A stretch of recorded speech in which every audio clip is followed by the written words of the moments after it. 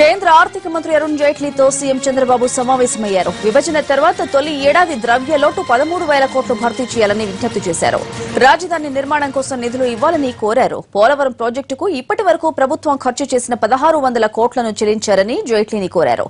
విభజన చట్టంలోని అనేక అంశాలకు సంబంధించి నిధులు మంజూరు, విడుదల వేగవంతం చేయాలని ఆర్థిక మంత్రిని కోరారు ఏపీ సీఎం చంద్రబాబు.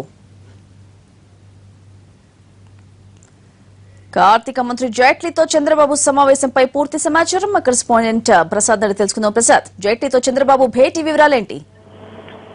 ఆంధ్రప్రదేశ్ ముఖ్యమంత్రి ఎన్ చంద్రబాబు నాయుడు చైనా పర్యటన ముగించుకొని ఢిల్లీకి నేరుగా వచ్చిన తర్వాత కేంద్ర ఆర్థిక మంత్రి అరుణ్ జైట్లీతో సమావేశం చాలా ప్రాధాన్యత సంతరించుకుంది. ప్రధానంగా తమ పర్యటనలో ఏ రకంగా ఏ రంగాలకు సంబంధించి పెట్టుబడులను ఆకర్షించే ప్రయత్నం చేసింది, ఏ మేరకు ఒప్పందాలయ్యి, దీనివల్ల జరిగే ప్రయోజనాలు, వీటన్నింటినీ కూడా కేంద్ర ఆర్థిక మంత్రి వివరించడం జరిగింది. అదేవిధంగా విభజన చట్టంలో ఉన్నటువంటి అనేక అంశాలకు సంబంధించి ఆర్థికమైనటువంటి సహాయం, ఆర్థిక చట్టపరంగా నిబంధనల ప్రకారం రావాల్సిన నిధుల విషయంలో కూడా చాలా వేగంగా స్పందించాలని కూడా కేంద్ర ఆర్థిక మంత్రి చంద్రబాబు నాయుడు కోరారు. ప్రధానంగా ఇప్పటికే పోలవరం ప్రాజెక్టు సంబంధించి రాష్ట్ర ప్రభుత్వం ఖర్చు చేసినటువంటి 1,600 కోట్ల రూపాయలను తిరిగి చెల్లించే విషయంలో కూడా జరుగుతున్న జాప్యాన్ని ఆయన దృష్టికి తీసుకెళ్లడం జరిగింది. వెంటనే ఈ నిధులను విడుదల చేయాలని కూడా గట్టిగా కోరారు. అదేవిధంగా విభజన చట్టంలో ఉన్నటువంటి అనేక అంశాలకు సంబంధించినటువంటి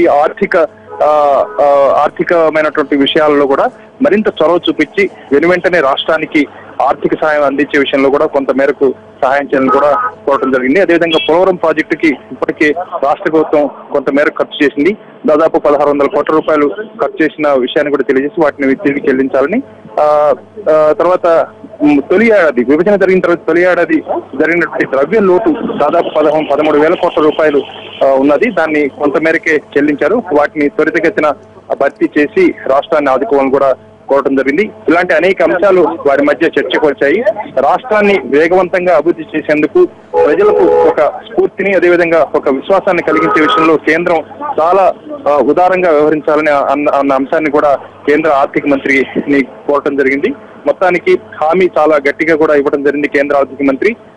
కేంద్ర ప్రభుత్వం నుంచి కావాల్సినటువంటి అంత సహాయం కూడా వెనువెంటనే ఎలాంటి జాప్యం లేకుండా చేసే బాధ్యత నాది అన్న అంశాన్ని కూడా భరోసా ఇచ్చారు. ఆ మేరకు ఈ చర్చలు చాలా ఫలవంతమయ్యాయని చెప్పుకోవడానికి అవకాశం ఉంది.